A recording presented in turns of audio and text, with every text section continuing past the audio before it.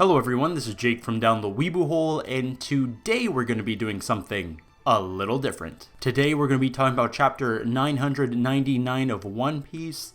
It was just released last night, at least the fan translation was. It's a pretty awesome chapter if you miss Ace, and if you want to see a little bit of Yamato's backstory, I think you'll be pleasantly surprised. I like today's chapter, not my favorite, not like super groundbreaking. I really loved the last chapter when we got to see all the devil fruits. But let's just get into the chapter this week.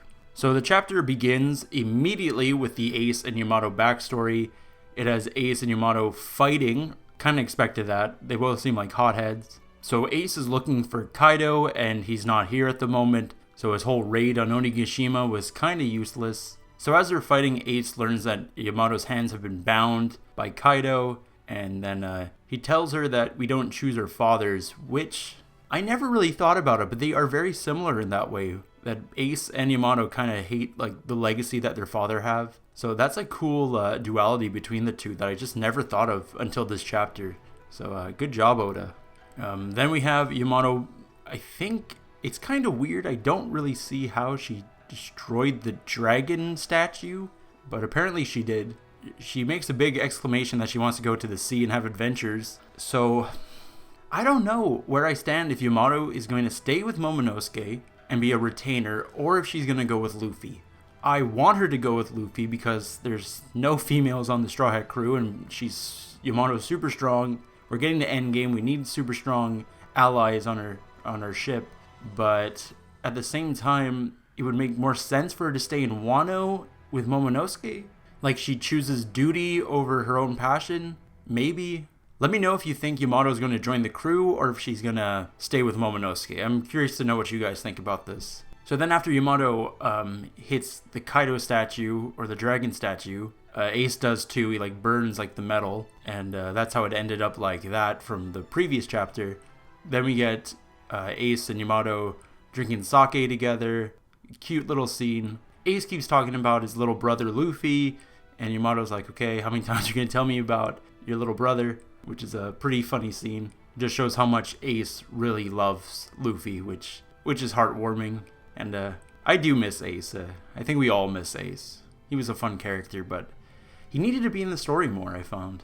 And I really like how Oda's talking about all like the supernovas a bit. Cavan something. I was like, Cavendish? Maybe Cavendish? He also brings up Kid in the south and Law in the north, Beijing in the west. So it's a cool little thing seeing like the past and like how these guys are starting to become bigger and bigger, that even Ace knows about them.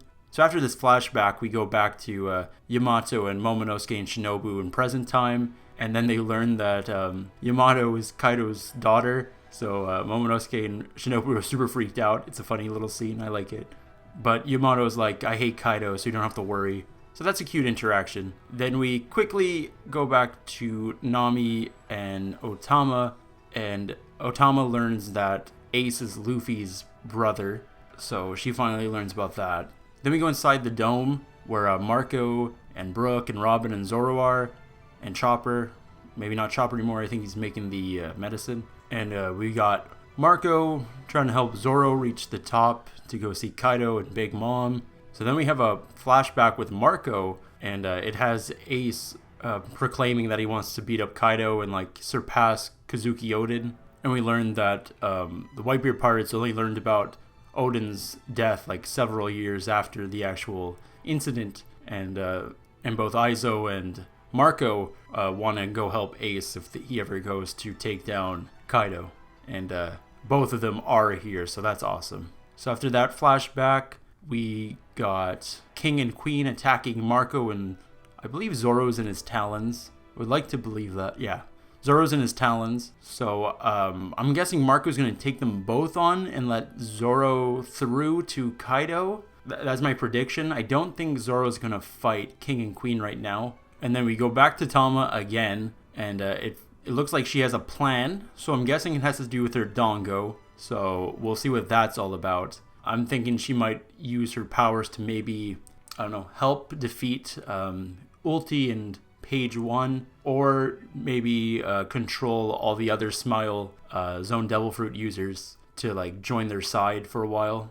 And then we go back to Momonosuke. There's a lot of jumping back and forth in this chapter. And she's like bringing up like fate, like out of all the pirates in the world, you chose Luffy to come and help you. And she even says his name carries the initials of D, so maybe Yamato knows something about D. That'd be so cool, and like we learn something soon. That I'm excited. Oh, imagine chapter 1000 we learn what the D stands for. That'd be insane and crazy.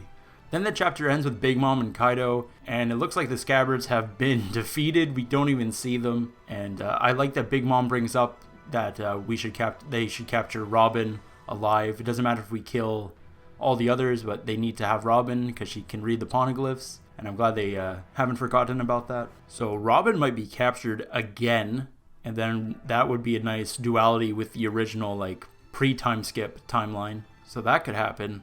Kaido's gonna go drop Onigashima in the middle of the festival and kill a bunch of people, so Kaido's not really a nice guy. And Big Mom also brings up this little tidbit about the incident in God Valley. She's the one who gave Kaido his dragon fruit that day, so that's interesting.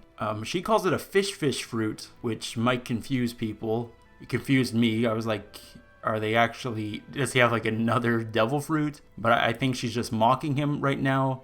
And like, if you know Magikarp and Gyarados from Pokemon, there's like that story about like a carp jumping through a waterfall and becoming a dragon. So maybe that's how she's mocking him, like based off of that story. And it ends with them saying they want to acquire the One Piece. And Luffy's going to beat them both up just for saying that. So oh my god, chapter 1000 is next. I have no idea what to expect. I'm like, are we going to learn about the D? Are we going to get some God Valley information? Is Zoro going to start fighting Kaido and Luffy too? Like, there's so many things that could happen next chapter. I can't wait. This chapter was a little odd. It kept going back and forth between like characters, but I'm super excited for next chapter. Let me know what you thought of today's chapter in the comments below. Subscribe if you haven't already.